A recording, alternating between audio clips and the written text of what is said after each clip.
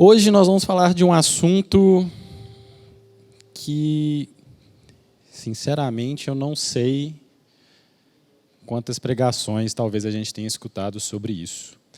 Talvez o nosso primeiro texto, vou pedir para que você abra lá em Eclesiastes 3, e alguns já devem saber do que se trata, já conhece o texto como um todo, só que a gente vai escolher um verso dele. Então, Eclesiastes 3, verso 1, para a gente começar. Vou ler aqui na versão King James, mas sem problema nenhum, cada um com a sua versão aí, só para não causar nenhum tipo de estranhamento assim começar a ler. Eclesiastes 3, verso 1. Para todas as realizações há um momento certo. Existe sempre um tempo apropriado para todo o propósito debaixo do céu. E aí vem Salomão falando de vários momentos e geralmente contrapondo o que são, muitas vezes, dois lados de uma mesma moeda. E se a gente pular para o verso 7 desse mesmo capítulo, diz assim: tempo de rasgar, tempo de costurar, tempo de ficar quieto e tempo de expressar o que se sente. E o tema da pregação de hoje, quem segue lá nas nossas redes sociais deve ter visto a palavra silêncio. O quanto nós gostamos do silêncio. O quanto o silêncio nos incomoda. Ou o quanto o silêncio nos vivifica. Se a gente fizer um exame aqui agora, quanto tempo você fica em silêncio por dia? Por ficar em silêncio não significa só você ficar calado, mas você estar num ambiente de silêncio. Não vale o tempo que você está dormindo. Vamos pegar uma média mais ou menos, o dia tem 24 horas, 8 você está dormindo, mais ou menos, você está dormindo menos que isso ou mais, dá uma observada. Sobram 16 horas. Às 16 horas, quanto tempo você consegue ficar em silêncio? O quanto tempo você consegue domar a sua mente? Quanto tempo você consegue se blindar de todo o alvoroço que está ao seu redor? E aí a gente está falando aqui de Salomão, se a gente for um pouquinho antes em Provérbios, pedir para vocês abrirem capítulo 21, primeiro, verso 23, nós vamos falar um pouquinho, né? Salomão foi o homem mais sábio que passou na terra, 100% homem, sem ter o 100% santidade que é Jesus, né? Se fosse 100% homem, Salomão pediu sabedoria, e Deus, como a palavra fala, né, dá sabedoria a quem pede. Então, se quiser ser sábio, basta pedir a Deus. Então, Provérbios 21, verso 23, diz assim: quem reflete antes de falar, evita muitos dissabores e sofrimentos. E aí vem um outro questionamento. O quanto a gente para, pensa, reflete para depois falar. E por falar, pode ser curtir uma mensagem, responder com emoticon, responder uma mensagem, mandar um áudio, fazer uma reação corporal na linguagem corporal. Quanto tempo a gente para, reflete, para depois comunicar. Salomão diz, então, se a gente reflete antes de falar, a gente pode evitar dissabores e sofrimentos, até porque a palavra lançada, assim como a flecha, ela não volta atrás. E por palavra, vamos entender aqui da comunicação. Pode ser uma comunicação corporal, pode ser uma expressão facial, pode ser algum movimento dos seus lábios, pode ser o famoso arzinho que sai do nariz, né? Alguma coisa nesse sentido. Provérbios ainda, vamos voltar um pouquinho aí, capítulo 16. Obrigado, Wingman. Provérbios 16, 32. Como sempre, nós vamos passear bastante pela Bíblia. Muito melhor é o homem paciente que o guerreiro. Mais vale controlar as emoções e os ímpetos do que conquistar toda uma cidade.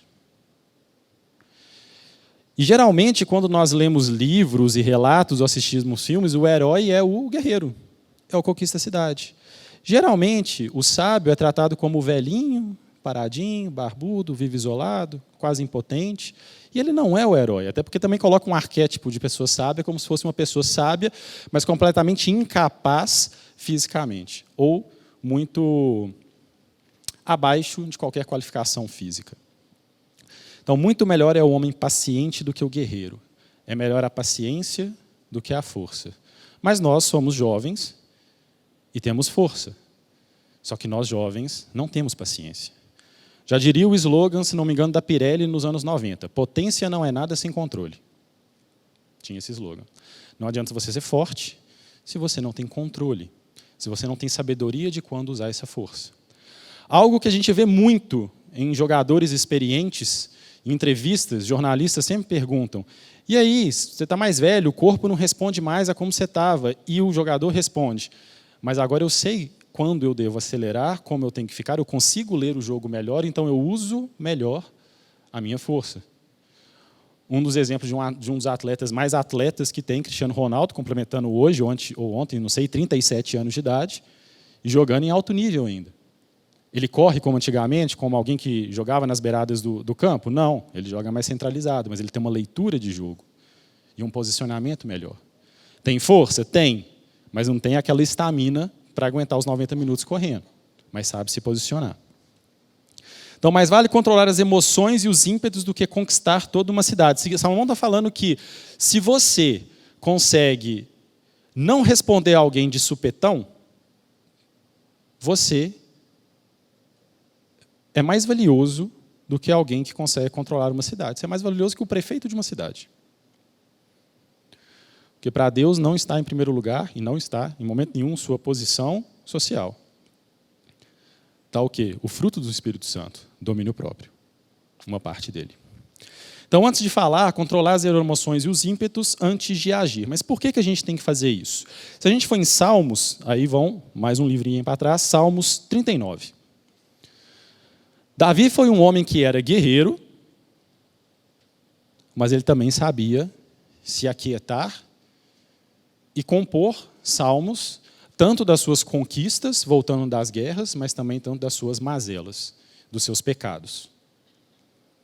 E ele foi considerado um homem segundo o coração de Deus. Então, Salmos 39, vamos ler do verso 1 até o verso 3. Vigiarei os meus atos e não pecarei em palavras. Atarei uma mordaça em minha boca enquanto os ímpios estiverem próximos a mim. Emudeci, desisti de expressar o bem e minha angústia se agravou. Meu coração ardia-me dentro do peito enquanto eu meditava. Minha alma se rompeu em chamas. Então soltei a língua e bradei: Senhor, dá-me conhecer o término da minha vida e a quantidade dos meus dias, a fim de que eu compreenda quão frágil sou. O que a gente pode ler e entender desse salmo, desse trecho do Salmo 39, aqui do verso 1 até o verso 3? Não adianta só se reter em silêncio, mas o reter em silêncio vai te levar para uma situação, para um momento, que você vai ter um discernimento. E assim você vai conseguir externar isso em palavras. Ele diz aqui que ardia o peito enquanto eu meditava. E eu nunca vi alguém meditando, tagarelando, andando, fazendo barulho, escutando música, fazendo qualquer outra coisa. Meditar é ficar quietinho, sozinho, você e Deus. E enquanto você está ali conversando com Deus naquele relacionamento, Deus vai tratando no seu coração, isso começa a arder até que sai de você aquilo que é verdadeiro, que Deus deseja provar, deseja fazer no seu coração. O silêncio, então, ele é fundamental. Só que a gente está numa sociedade que ele é descartado. Quem tem a síndrome aí dos 2 vezinhos azul do WhatsApp e a pessoa não respondeu em 10 segundos? Mas ela viu, por que ela não me respondeu? Aí sai lá que ela está online, para a última vez visto há 1 minuto atrás. Essa pessoa não está querendo me responder? O que está acontecendo? Não existe sabedoria no falatório. A palavra de Deus diz que na multidão de conselheiros há sabedoria, mas eu nunca vi um conselho em que se tenha mais tempo falando do que tempo refletindo. Um conselho de uma empresa, por exemplo, geralmente lá estão as pessoas mais experientes. E numa reunião dessa, eles refletem sobre os problemas. Não é como um parlamento, né, que vem da palavra parlar, né, de parlare, de falar, onde todo mundo ali fica falando, tagarelando, e nada se resolve. As pessoas refletem para tomar a decisão. Tem um provérbio antigo, diz que ele é oriental, aí eu não vou saber dizer se ele é chinês, se ele é indiano, mas que fala que a palavra é de prata, a palavra é prata e o silêncio é ouro. Desde aquela época, o ouro era mais valioso, igual hoje é, do que a prata. Um outro rito que tem na comunidade judaica, quando alguém morre, a pessoa está lá enlutada, né, o parente, e as pessoas ao redor da comunidade vêm estar com ela. E as pessoas vêm e ficam em silêncio ao seu lado. Se a pessoa que está no luto quiser conversar, os que estão ao redor vão conversar. Se ela não quiser, eles vão ficar calados. Já nós, brasileiros, temos assim, oh, meu Deus, o que eu vou falar para aquela pessoa? Eu tenho que falar, tenho que mandar uma mensagem? Você não tem que falar, muitas vezes. Você tem que estar presente. Se é necessário, usar algumas palavras. Em Provérbios também a gente pode ler que quem realmente detém o conhecimento é comedido no falar, e quem possui entendimento demonstra alma tranquila. Até mesmo o tolo passará por sábio se conservar sua boca fechada. Então Salomão diz que até aquele que é o mais idiota, se ele ficar calado, no final de um momento, vão perguntar, o que você achou daquele cara? Parece ser inteligente, ficou calado ali. Tinha um seriado nos anos 90, que ele com certeza não poderia ser refeito hoje, chamado Sai de Baixo, não sei se vocês conhecem, mas tinha uma certa expressão de um casal lá do marido que falava para a mulher, toda vez que a mulher abria a boca, ela só falava besteira, e ele falava lá, cala a boca, magra. Porque só quando ela abria a boca, ela só externava besteira. Então, hoje, nós, quando abrimos a boca, quem está ao nosso redor vai falar, ih, lá vem besteira, ou a pessoa vai falar assim, deixa eu parar aqui, ficar quieto e prestar atenção no que essa pessoa vai falar. Qual é a qualidade das nossas palavras para com as pessoas? São só palavras para manter o ritmo desse mundo maluco? Ou são palavras realmente para poder abençoar, consolar, levar um refrigério, acalmar, trazer alegria? Qual é o conteúdo das nossas palavras? A gente precisa aprender a conviver com o silêncio. Só que isso não é muito comum hoje. Entra num elevador. Você vai encontrar com pessoas que você não conhece. E fica o famoso climão. Aí você começa a puxar o que existe, aquela expressão, conversa de elevador. Não, está chovendo essa semana, né? Você é novo aqui no prédio? Qual andar que você trabalha? O ser humano ele não consegue. Parece que ele. A gente foi feito sim para comunicar, mas a gente está vivendo uma sociedade que a gente não consegue ficar quieto. Isso incomoda.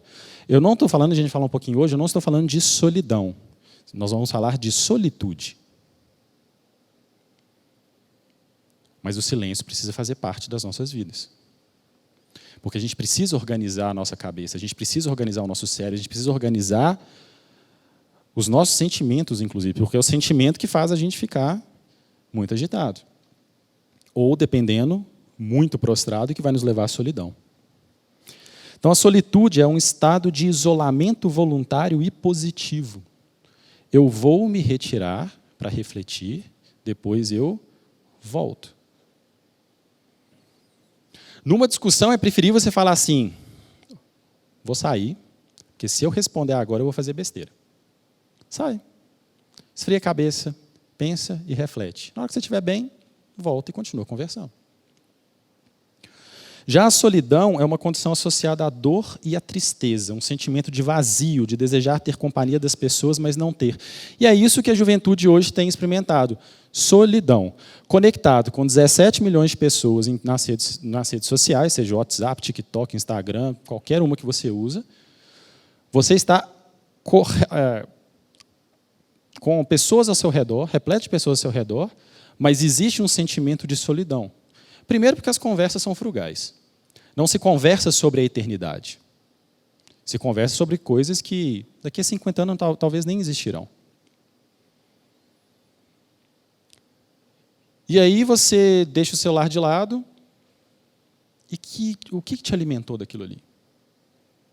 Você estava com pessoas, mas estava vivendo em solidão.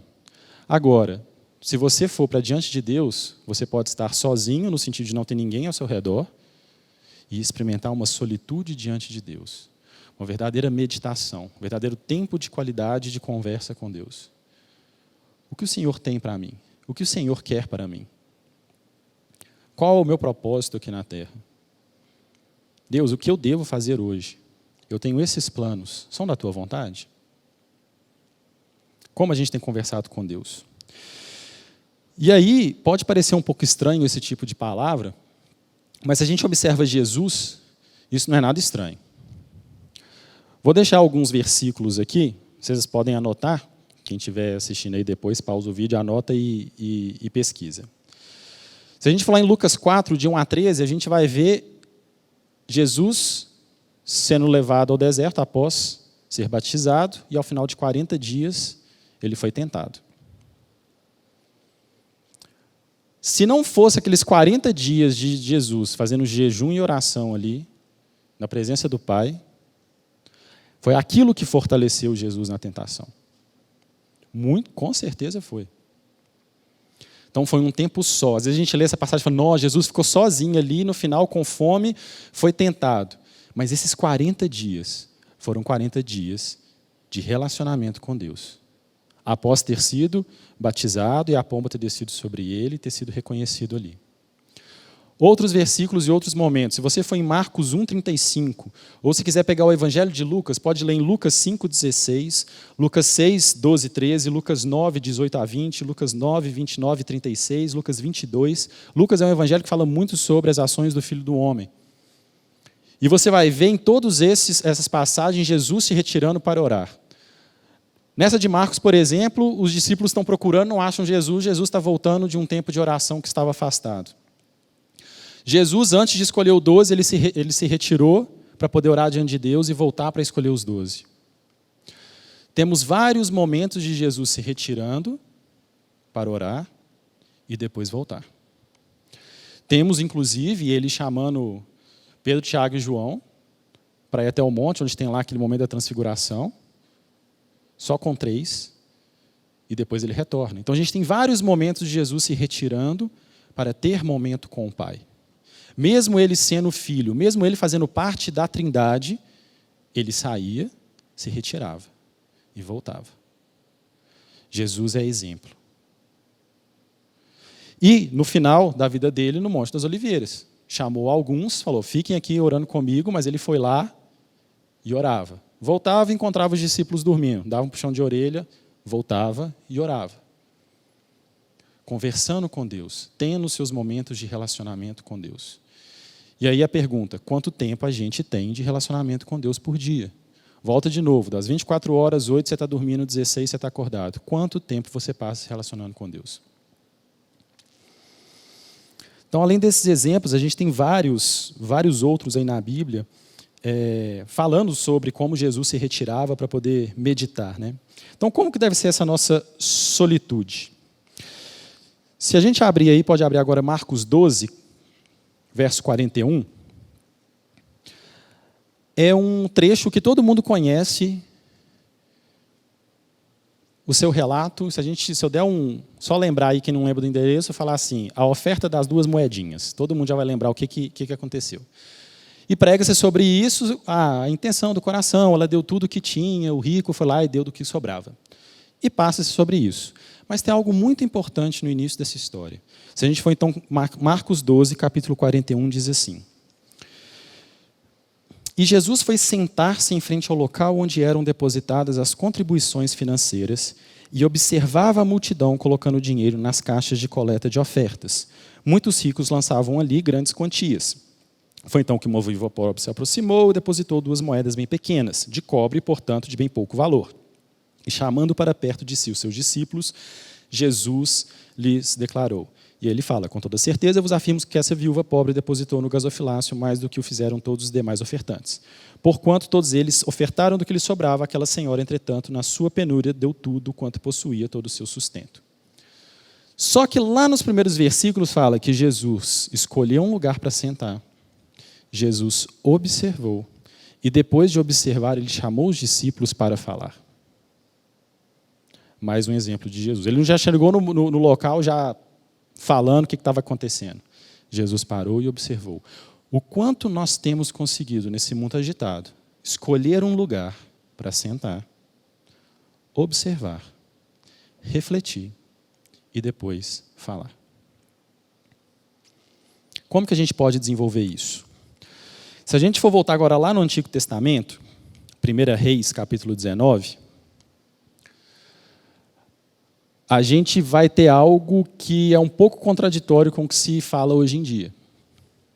As pessoas hoje querem o quê? Experiência. Shows, festas, filmes, músicas. Precisamos estar em constante animação. Um estado de euforia, praticamente. Qualquer quedinha, fulano está com depressão. Às vezes não é depressão. Às vezes é a pessoa lidando com o processo da solitude. Não estou falando que não existe depressão. Existe, é real, tem que ser tratado. Só que às vezes a gente está com uma geração que não consegue ficar quieta. Deu um surto de diagnóstico de TDAH. Na minha época de colégio não tinha isso. Mas hoje parece que todo mundo tem TDAH, tem que dar remédio para os meninos ficar quietos. Ou tem alguma coisa na comida que a gente está comendo agora, ou na água da Copasa, ou alguma coisa comportamental, ambiental mudou. Então, vamos lá para 1 Reis, capítulo 19, a partir do verso 9. Então, vamos lá. Ali entrou numa caverna e passou a noite, ali no caso Elias, né? Então Elias ouviu a voz do Senhor, que lhe questionou nesses termos: que fazes aqui, Elias? Ao que ele respondeu: sinto minhas entranhas serem consumidas por causa do ardente zelo que tenho pelo Senhor Deus dos exércitos, porquanto os israelitas abandonaram a tua aliança, destruíram os teus altares e mataram os teus profetas ao fio de espada. E fiquei solitário. Restou somente eu, e agora procuraram também tirar minha vida. Diante dessas palavras, Deus lhe disse: sai deste lugar e vá ficar diante de mim no alto do monte. Então o Senhor passou por ali, mandou um vento muito forte que fendeu os morros e partiu as rochas em pedaços. Contudo, o Senhor não estava no vento. Quando o vento arrefeceu e parou de soprar, ocorreu um forte terremoto, porém o Senhor não estava no tremor das terras. Em seguida ao terremoto caiu um fogo, mas o Senhor também não estava no fogo. E depois do fogo vem um sussurro da brisa suave e tranquila. E aí Elias vai sair, vai colocar a cabeça, vai falar e Deus vai conversar com ele. O que esse trecho nos mostra aqui? Que não é todo lugar que você vai que você vai conseguir viver a solitude. Porque Elias foi, Deus sabe onde a gente está, igual Adão e Eva, né? Onde é que vocês estão? Né? Lógico que Jesus sabe onde é que eles estavam. Elias fala que ele escondeu e Deus fala com ele: sai daí e vai para o monte ficar comigo. Porque naquele momento Elias tinha fugido não só do exército inimigo, mas tinha fugido de Deus. Então não é todo lugar que você vai conseguir ter o seu momento de solitude com Deus. E você vai para um local, e ele levou Elias para o alto do monte. E lá aconteceram 3 coisas. Primeiro passou um vento muito forte, depois teve um terremoto, e depois caiu um fogo. A gente não sabe se foi uma erupção vulcânica, o que aconteceu. Mas, em nenhuma dessas 3 coisas, completamente agitadas, estava Deus nelas. Em nenhuma delas. Mas, quando houve um sussurro de uma brisa suave, ali estava a presença de Deus. Onde nós temos buscado Deus nos nossos dias? Eu fico feliz e triste ao mesmo tempo. Feliz por um lado, porque as pessoas estão buscando, mas triste porque talvez pela forma incorreta. É muito bom utilizar as mídias. Gente, eu sou da área da tecnologia, eu sou formado em ciência da computação. Mas talvez eu sou o cara mais avesso à tecnologia porque eu sei quão viciante são construídos os artefatos e essas redes para a gente se manter ali. E nada contra, estou completamente a favor. Você vai no YouTube, vai em algum podcast, no Spotify, e escuta uma canção, escuta um estudo de um outro pregador. Nada contra disso. A gente está aqui mesmo gravando e vai estar lá nas redes sociais. Mas isso tem substituído o nosso tempo com a palavra. A gente está buscando em outros o que Deus está falando, ao invés da gente buscar o que Deus tem que falar com a gente. E aí, a gente fica ouvindo repetições de palavras de fulanos. Nada contra. Bençam todos os pastores. O pastor falou e falou para o rebanho. Isso tem que ter. Mas o que Deus está falando com a gente individualmente? Nada contra e completamente a favor. Você pegar o Spotify, YouTube, escutar lá, a gente coloca lá em casa, por exemplo, assim, Louvores Cristão 2022. Fica lá 2h30 lá de louvor direto. Mas isso tem substituído o nosso tempo de louvar e adorar a Deus com a nossa própria boca, com a nossa própria adoração. Por isso que o pastor Ney fica aqui todo domingo e os ministrantes do louvor fazendo com que o quê? A gente possa louvar com a nossa própria boca. Por isso que se fala que fique à vontade. Não precisa cantar a letra que está passando aqui. Cante. Faça salmos com aquilo que você está vivendo como Davi fazia. Só que se a gente não para entender o que a gente está vivendo e os nossos sentimentos, a gente não vai conseguir se externar para o Senhor. Vai ficar muito raso. Mas Deus não nos chamou para viver uma vida rasa. Chamou a gente para viver uma vida profunda. Aí você pode falar assim, Felipe, mas a gente leu 1 Reis aí e Deus parecia que era mais forte assim no Antigo Testamento, né? Abria o mar, transformava o pessoal em sal, caía fogo. O Novo Testamento é mais paz e amor, nada disso. A gente consegue fazer todo o relacionamento do Antigo com o Novo Testamento e vice-versa. Vou pedir para que vocês abram Mateus 6 agora, nós vamos ler de 1 a 6. Deus é o mesmo ontem, hoje e sempre. E não é a palavra que tem que se adaptar à sociedade moderna, ou à pós-moderna, como fala que a gente está vivendo. É a gente que tem que se adaptar à palavra. Afinal, ele é o alicerce, ele é o gabarito onde todas as coisas são comparadas. Então, Mateus 6, a partir do verso 1, diz assim: Guardai-vos de fazer a vossa caridade e obras de justiça diante dos homens, com o fim de serem vistos por eles. Caso contrário, não tereis qualquer recompensa do vosso Pai que estás nos céus. Por essa razão, quando deres um donativo, não toques trombeta diante de ti, como fazem os hipócritas, nas sinagogas e nas ruas, para serem glorificados pelos homens. Com toda certeza vos afirmo que eles já receberam o seu galardão. Tu, porém, quando deres uma esmola ou ajuda, não deixes a tua mão esquerda saber o que faz a tua direita, para que a tua obra de caridade fique em secreto, e o teu Pai que vem em secreto te recompensará. E quando orardes, não sejais como hipócritas, pois que apreciam orar em pé nas sinagogas e nas esquinas das ruas para serem admirados pelos outros. Com toda certeza vos afirmo que eles já receberam o seu galardão. Tu, porém, quando orares, vai para o teu quarto e, após ter fechado a porta, desligar o celular, desligar o notebook, qualquer outra coisa, orarás o teu Pai, que estás em secreto, e o teu Pai que te vem em secreto te recompensará plenamente.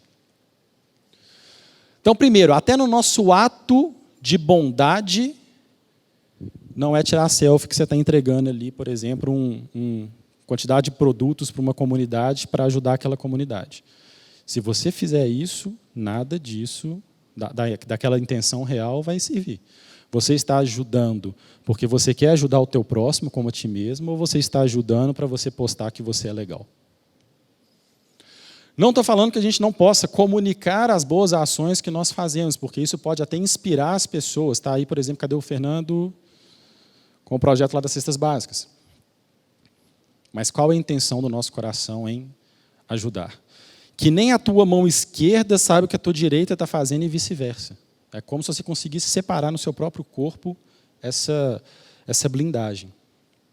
E, continuando aqui, fala como que a gente deve orar. Na sequência desse texto, fala lá a oração, né? Pai nosso que estais nos céus, mas vá para o seu quarto, vá para um local que é seu, vá para um local que você fique à vontade, que a princípio você tem um certo domínio sobre ele ali, no qual você possa ficar isolado de qualquer situação que está ao redor e ore.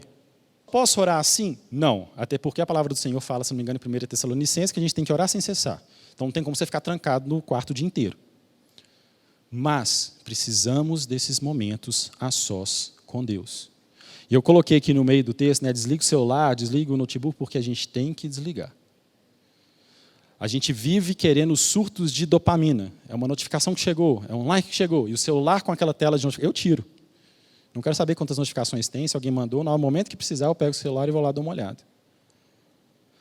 Minha família fala que eu sou mais difícil de ser acionado. Você liga e não atende, meu celular já tem uns 8 anos que ele fica no silencioso. Eu tenho pavor de telefone tocar. Trabalhei com suporte em TI e telefone tocando para mim é problema. Então dava até frio no coração. Fica no silencioso. Se for importante, o pessoal vai ligar e uma hora eu vou atender. E acontece, quando é muito importante, eu falo, nossa, vou pegar, alguém está me ligando, eu atendo. Foi assim, infelizmente, mas com notícias tristes do falecimento da minha avó e do meu avô maternos. Foi assim quando o meu irmão me ligou para comunicar do falecimento do meu sogro. Mas para as outras coisas mega importantes, depois falou. Então a gente também tem que confiar que Deus fala assim, meu filho, presta atenção, acho que deve ter alguém querendo falar com você. Pega seu celular. E não ficar com ele o tempo todo. Então, local privado, privacidade, orar. Essa é a ordem. É somente na oração que tem total sinceridade.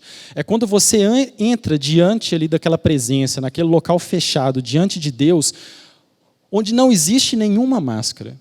Ninguém pode interferir ali naquele momento.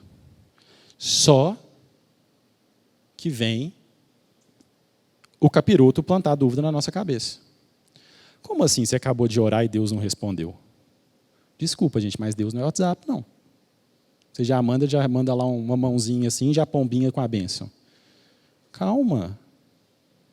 Espera. Aguarda. Só que aí a gente fica ansioso. Porque o nosso tempo de resposta é muito curto. A nossa resiliência é nula.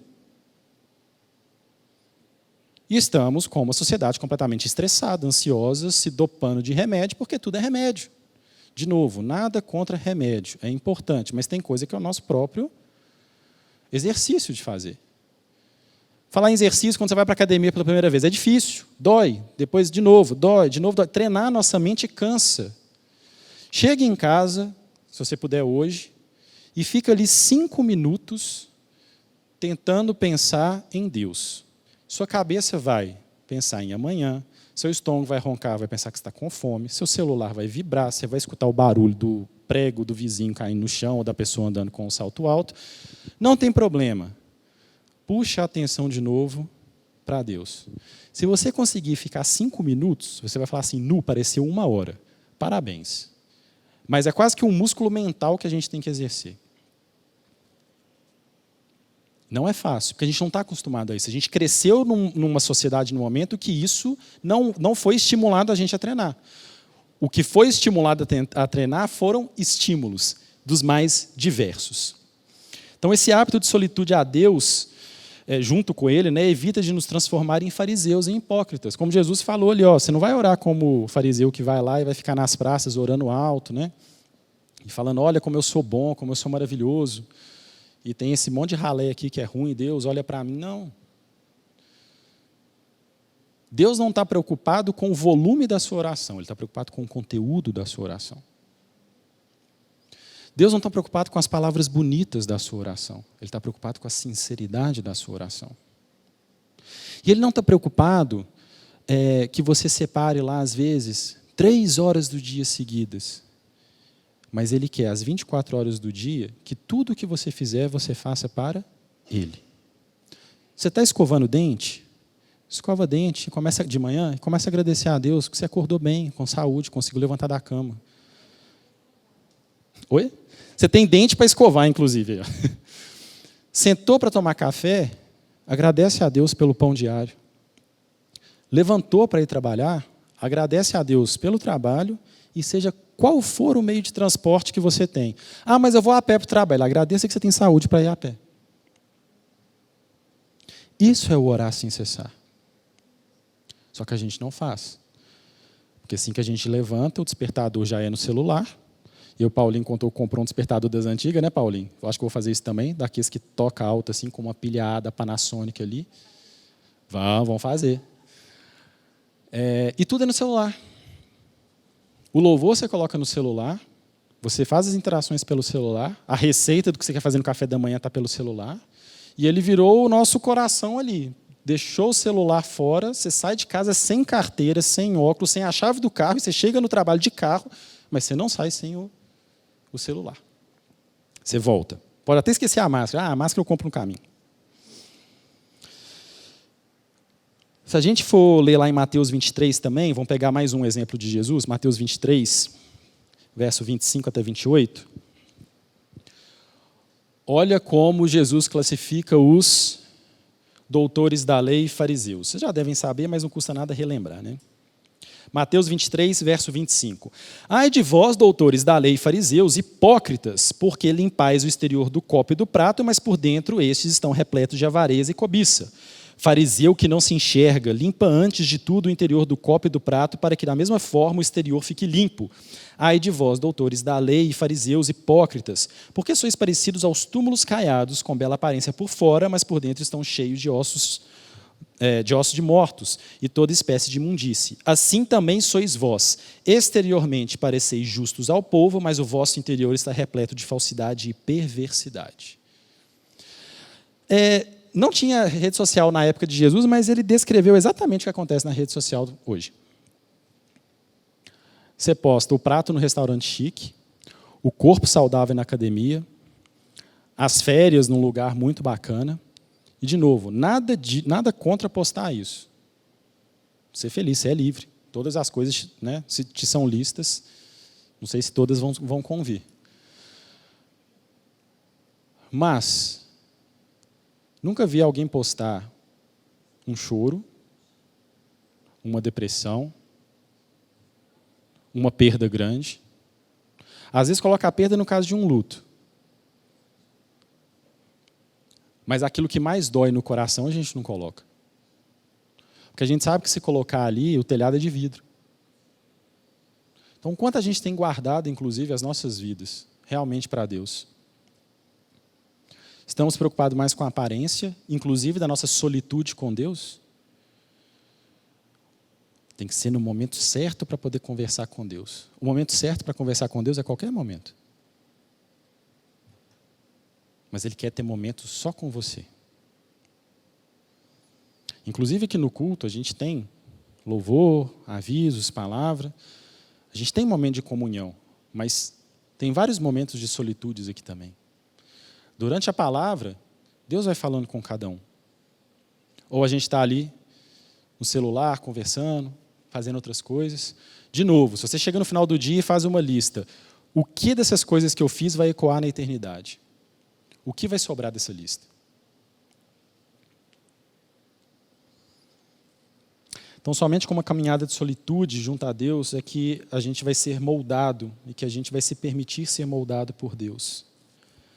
Se a gente abrir lá 1 Coríntios 13, um dos capítulos mais lidos em casamentos, o primeiro verso diz, geralmente o pessoal não lê isso, geralmente lê lá, o amor é paciente, começam os versos para frente, mas poderiam começar a ler a partir do verso primeiro. E agora passo a vos mostrar um caminho ainda muito mais excelente. 1 Coríntios 13, 1. Ainda que eu fale a língua dos seres humanos e dos anjos, se não tiver amor, serei como o sino que ressoa ou como o prato que retine. Pega um gongo gigante e desce a mão naquilo ali e vê se o som é agradável. Você toma um susto. E fica batendo aquilo ali o tempo todo. Isso é com um prato que retina. Pega um sino e fica batendo o sino. Tem coral de sino, existe, mas pega um sino você, e tu acha que todos nós, acho que ninguém aqui sabe tocar sino, né? E fica batendo o sino. Dá um sino para uma criança, você vai ver o que é, a irritação que é. Se tudo o que a gente falar não tiver amor, é esse sino na mão da criança.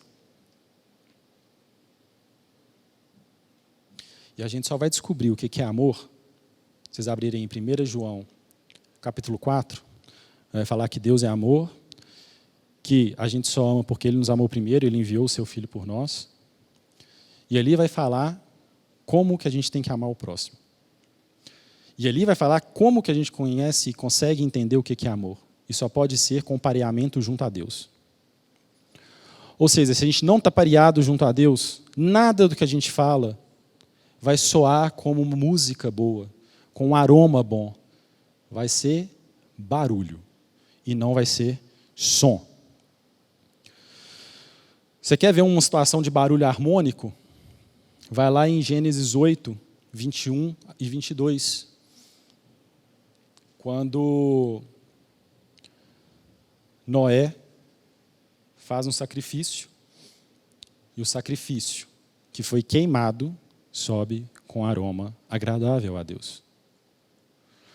Neif mostrou, acho que domingo passado ou retrasado, como que era lá os três fases do templo. E você queimava a carne. O único som que tinha era o barulho da brasa queimando e da carne queimando. Então, o que está queimando dentro da gente é que tem que falar mais, muito mais do que palavras, às vezes, diante de Deus.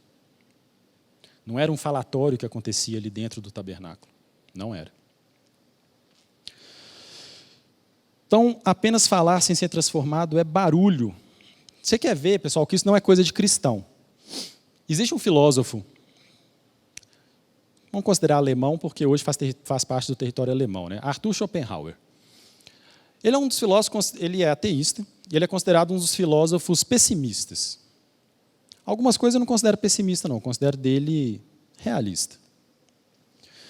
Mas ele tem uma frase muito interessante que diz o seguinte: há muito defendo a opinião de que a quantidade de ruído que qualquer pessoa pode suportar sem ser perturbada é inversamente proporcional à sua capacidade mental e, portanto, pode ser considerada uma medida bastante justa dela.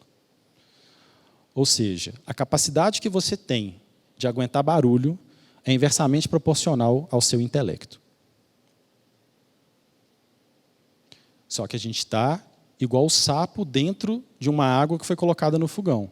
A gente não está vendo que essa água está esquentando, mas a gente vai morrer. O que eu estou querendo dizer com isso? A gente não está percebendo que o ruído do mundo só está crescendo, crescendo, crescendo, crescendo, crescendo. Isso está tirando a nossa capacidade, até intelectual, e a nossa capacidade de concentração, e a nossa capacidade de se relacionar a Deus.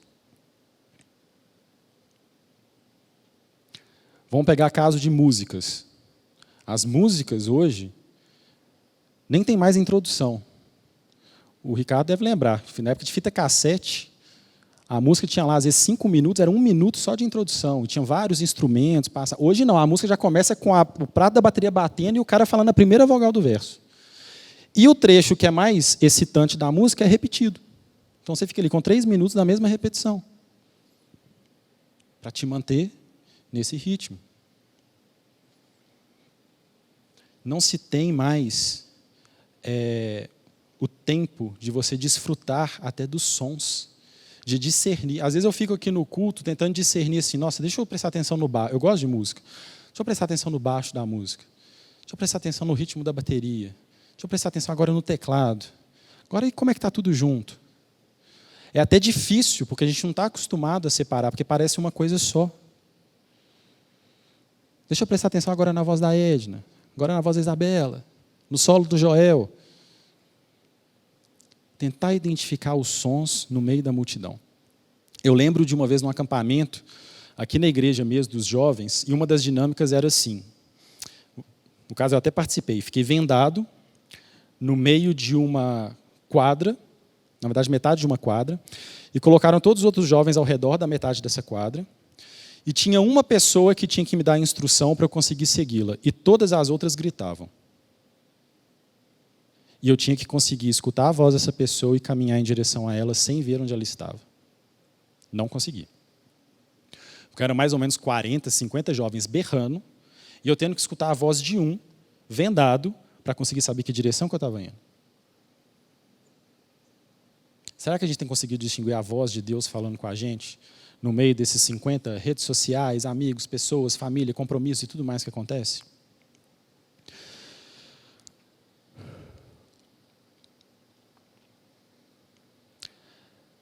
É interessante que, eu falei, né, que até a sociedade está prestando atenção nisso. Schopenhauer foi um filósofo mais antigo, mas vamos trazer para o dia de hoje. Você pode achar que o tiozão aqui está falando de coisa antiga, mas vamos lá.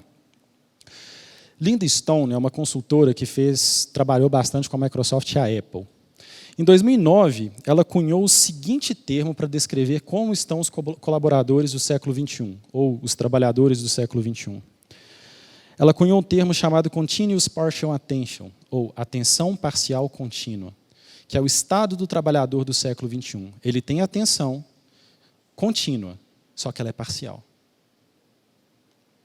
E o que ela fala sobre isso? A atenção parcial contínua também descreve um estado em que a atenção está em uma tarefa prioritária ou primária, enquanto ao mesmo tempo procura outras pessoas, atividades ou oportunidades e substitui a tarefa primária por algo que parece, naquele momento, mais importante.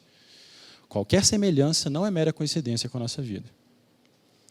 Você está numa tarefa, mas o seu Bluetooth mental está lendo o ambiente inteiro, e se tiver alguma coisa mais importante, aquilo te chama a atenção e você vai lá. Estudar, por exemplo. Você começa a ler o primeiro parágrafo do livro, toca a campainha, sua cabeça já vai na campainha. Passa o carro da pamonha na rua, você já presta atenção no carro da pamonha. A nossa atenção ela é contínua, mas ela é fragmentada. Está difícil a gente conseguir desenvolver uma atenção contínua integral. Porque os estímulos da nossa sociedade não nos permitem isso. Outra coisa, uma pesquisa dos órgãos de comunicação do Reino Unido, como se fosse a nossa Anatel, de 2018, tem vários dados e vou citar 3 que me chamaram a atenção. Primeiro, o tempo gasto em média no celular mais computador, por gênero, por sexo, né?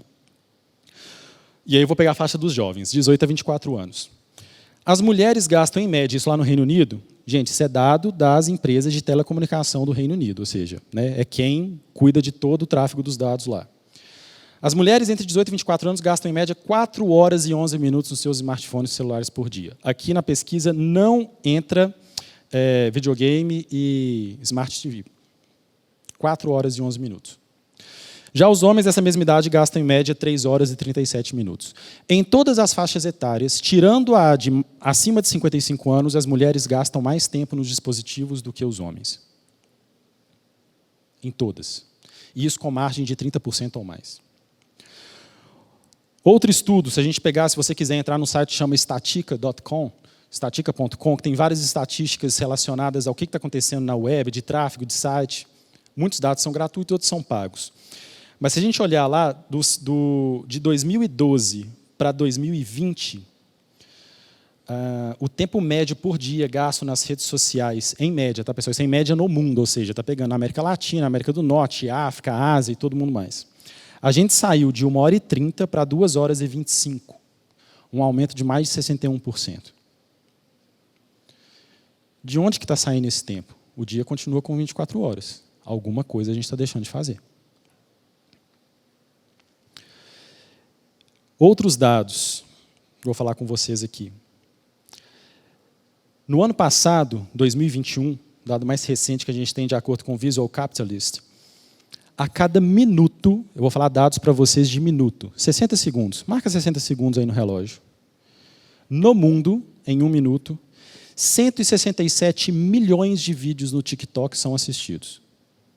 167 milhões de vídeos no TikTok em 1 minuto. No Twitter, 575 mil tweets são enviados em 1 minuto. No Instagram, 65 mil fotos são subidas para a rede. No YouTube, 695 mil horas de vídeo são assistidas em 1 minuto. No Netflix, 452 mil horas são assistidas os vídeos e documentários. E só para a gente não ficar aí nesses streams, se a gente for pegar em termos de marketing, e na Amazon são gastos $283 mil por minuto. De novo, esse tempo aqui a gente está tirando de algum lugar. Atenção fragmentada.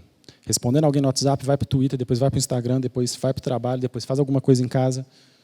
Atenção. E se a gente for pegar na etimologia da palavra atenção, que vem lá do latim, ela significa aplicação do espírito.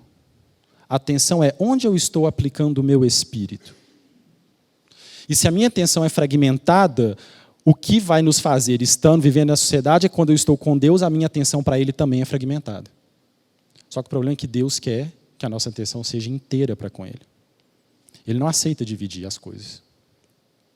E o quanto nós temos nos dividido para chegar diante de Deus. Ou até tentando dividir a Deus nos momentos que a gente tem com Ele. E aí você fala assim, Felipe, mas isso realmente está acontecendo, como é que eu faço com as redes sociais? Está meio complicado. É complicado. E a psicologia, na verdade, existe um fenômeno chamado FOMO, Fear of Missing Out, ou medo de estar perdendo alguma coisa, ou medo de estar por fora. Existe essa síndrome de Fear of Missing Out. Uma síndrome, uma patologia psicológica, que faz com que você se sinta com medo de, por não estar numa rede social, não estar ali conectado, você está perdendo alguma coisa importante. E aí, para não falar dos outros, vou falar de mim mesmo. Prometo que eu estou terminando, que ainda tem a ceia aqui. Eu fiz um experimento comigo mesmo no final do ano passado, fiquei mais ou menos uns 2 meses fora das redes sociais. Tive um pouco mais de produtividade. No início, eu já levantava, pegava o celular. Opa, você não precisa levar o celular. O celular não é um órgão externo meu, pode ficar aqui. Fui me desintoxicando. Aí minha mãe falava assim, meu filho, quando é que você vai voltar? Te mandei uma mensagem lá, um link de uma notícia, depois você vê. Eu falei, não, mãe, eu vou ver. E algumas pessoas, passei pelo meu aniversário, sem estar no Instagram e no Facebook. Depois respondi até a igreja aqui que me marcou, me dando parabéns, foi bem depois que eu agradeci. Na hora que eu voltei,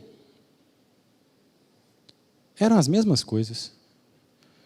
Os mesmos políticos brigando, os mesmos times de futebol nas mesmas coisas, os mesmos artistas fazendo as mesmas coisas. Eu falei, não perdi nada. Eu posso ter perdido uma informação de que fulano foi contratado, tal técnico trocou, fulano de tal xingou o presidente, não sei o que aconteceu com outro país, mas isso sempre vai acontecer porque é o mundo, são pessoas. Informação eterna, nenhuma que eu perdi. Nenhuma. E mesmo se eu tivesse perdido, eu voltei já com, por exemplo, o falecimento da Ludmila Ferber. Alguém teria comentado comigo. Por que eu estou falando desse fear of missing out? Porque 2 de cada 3 usuários da internet no mundo sofrem com essa síndrome. Daqui a pouco a gente vai ter quantas ceias vão ser distribuídas, mas eu não sei quantas pessoas a gente tem aqui, umas 30 talvez? Significa que 20 aqui sofrem de fear of missing out. 10 não sofrem.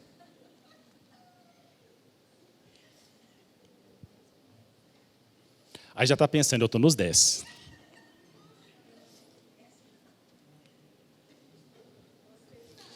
Você realmente está perdendo alguma coisa muito importante que vai ecoar na eternidade? Gente, eu não estou falando que você não tem que ter a sua rede social, que não é para você se interagir virtualmente, que hoje tem esse poder, né? Você pode estar, igual, por exemplo, a Cacau Continha, a gente consegue ver como que eles estão lá na Austrália, os filhos do pastor Robert e da Rosângela. Mas com prudência, porque se a gente está gastando mais tempo nisso, de alguma coisa a gente está tirando. E eu garanto que se não for do sono, está sendo o nosso tempo de relacionamento com Deus. Com certeza. Falo por causa própria. Então, pessoal, para a gente terminar, a gente é avesso ao silêncio. A gente é avesso à solitude. A gente acha que vai ficar para fora. Fear of missing out provavelmente aconteceu de verdade com os unicórnios, que quando Noé fechou a arca, eles não acharam que era o dia de entrar e morreram, e por isso que não existe unicórnio hoje. Deve ter ficado para fora da arca. Tirando isso, a gente não tem. Você está perdendo o quê? O fear of missing out vai ser quando Jesus voltar e a gente tiver como aquelas 5 viúvas que não estavam com azeite preparadas. Isso é fear of missing out.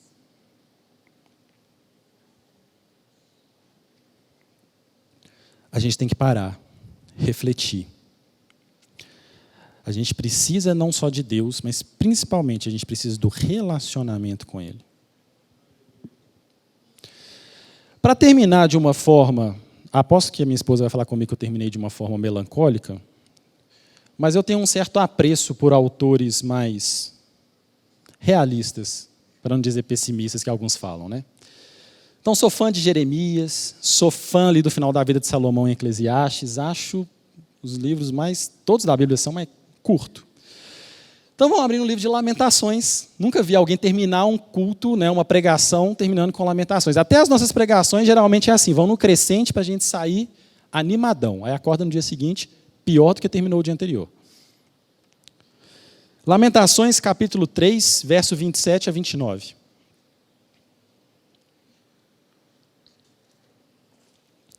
Para você que está terminando assim, meu Deus, Felipe, mas é difícil. Eu sou jovem, muita coisa que acontece. Olha, eu também já fui jovem e muita coisa mudou. Eu falava com os meus alunos assim, né, quando eu dava aula na faculdade. Gente, eu fiz faculdade e não tinha WhatsApp, não tinha smartphone. Mas você fazia era mandar um SMS para alguém, você entrava no computador, na hora do intervalo, usava o site da operadora, você mandava um SMS de graça, para você poder falar, e aí, vou encontrar no, né, tal dia ali para a gente poder fazer o trabalho? Não tinha, rede social era Orkut. Né? Messenger era ICQ ou MSN. Sim, sou dessa época, pessoal, das antigas mesmo. Então, por isso que eu não sou, acho que tão mais jovem. Então, lá, Lamentações 3, 27 a 29. É proveitoso ao ser humano suportar o jugo e o sofrimento próprios da sua juventude. É proveitoso ao ser humano suportar o jugo e o sofrimento próprios da sua juventude. Ou seja, sorria, Deus está falando para você que é bom você passar por essas provações. Porque isso vai forjar o seu caráter. Que esses períodos de provação sejam vividos em solitude e silêncio. Afinal, foi Deus que determinou essa opressão sobre cada pessoa. Ora, põe o teu rosto rente ao pó da terra em sinal de arrependimento. Talvez ainda haja esperança. Nossa, Felipe, mas que forma de terminar o culto. A palavra. Mas o que eu quero dizer é o seguinte. O que você passa, os jovens da época de Jeremias, antes de Cristo, também passavam. Só que numa outra sociedade, numa outra era. Mas é proveitoso isso que a gente passa.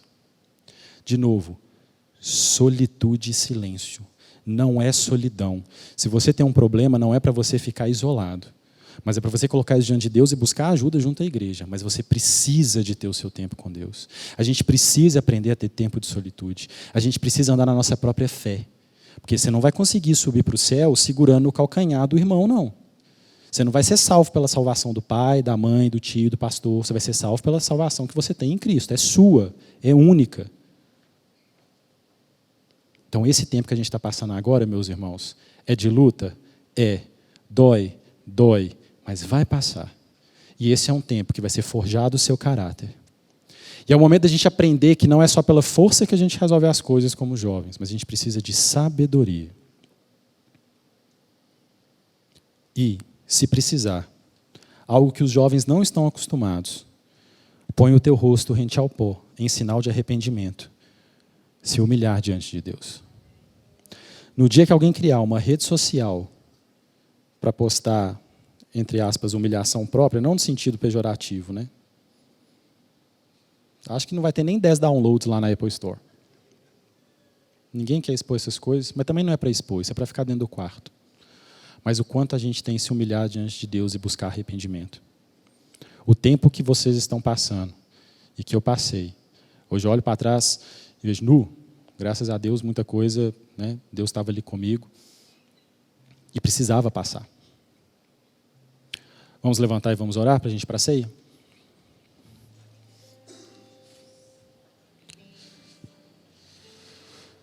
Amado Deus, obrigado. Te agradecemos por esse momento de podermos estar juntos como irmãos na tua casa, celebrando o teu nome, engrandecendo a tua pessoa e buscando conhecer-te mais, Deus. Obrigado porque o Senhor é Deus das maravilhas, mas também Deus da multiforme sabedoria. O Senhor fala de diversas formas. Fala por meio de uma mão escrevendo na parede, fala por meio dos anjos, fala por meio de uma pomba descendo e fala também por meio do silêncio. Existe até uma canção que fala que no silêncio tu estás. Que a gente possa, Deus, aprender a encontrar o Senhor nos momentos de solitude. Que a gente possa, Deus, aprender o valor de desenvolver um relacionamento íntimo, individual e sincero junto ao Senhor.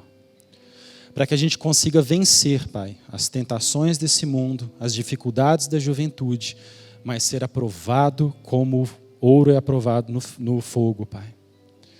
Ajuda-nos, Pai, a diminuir ou conseguir blindar em relação a tantas coisas que acontecem ao nosso redor.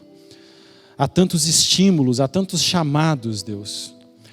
E que essa síndrome de fear of missing out, ela seja aplicada à eternidade, Deus. Que a gente tenha aquele receio